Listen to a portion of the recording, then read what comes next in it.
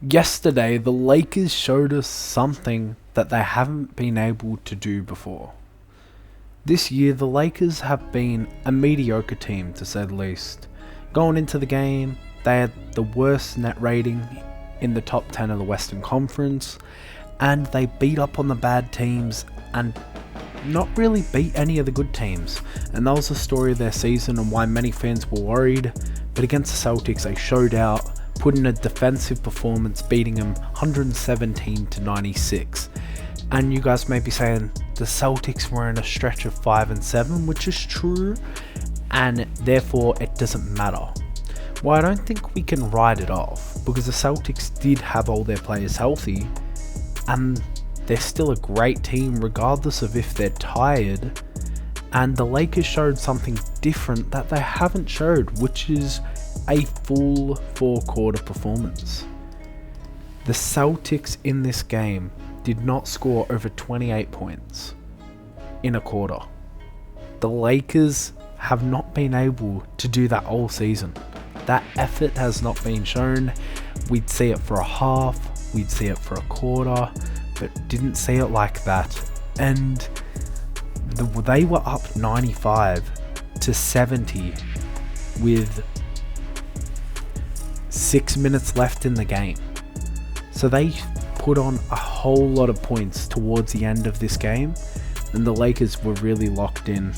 And to be honest, this game should have been a 30-point blowout. It was trending that way. They pulled the starters, and the Lakers did not have much bench depth, and that is why this score isn't even more. And it was still a 21-point loss. That's something else that was shown.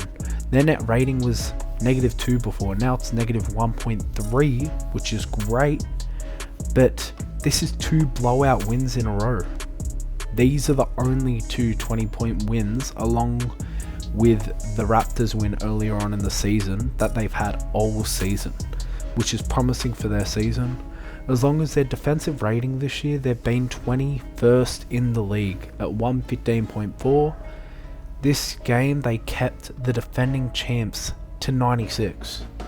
It's incredible. They kept them to 10 at 26 at the rim, not allowing them to get their 3-point game going, which they did, and beat the Celtics at their own game, shooting one more attempt made than the Celtics.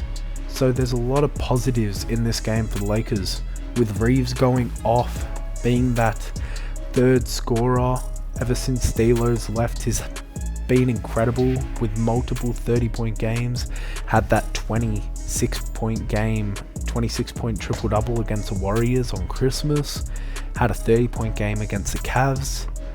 Just been really positive from the Lakers. AD's been great defensively. I think it's been really undermined because he was averaging 32 at the start of the season and has dropped off quite a bit. Now it's at 26.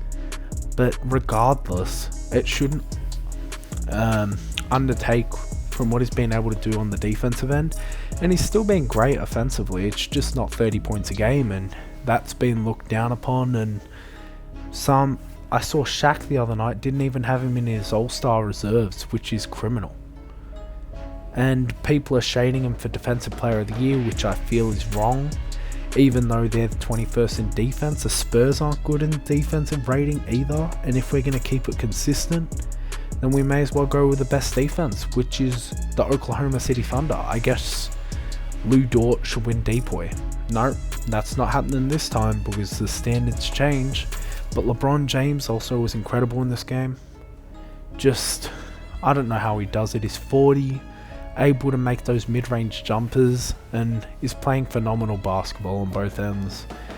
So this game showed that the Lakers could play great basketball on both ends, with great pace on both ends, and we just need to see this effort night on, night in.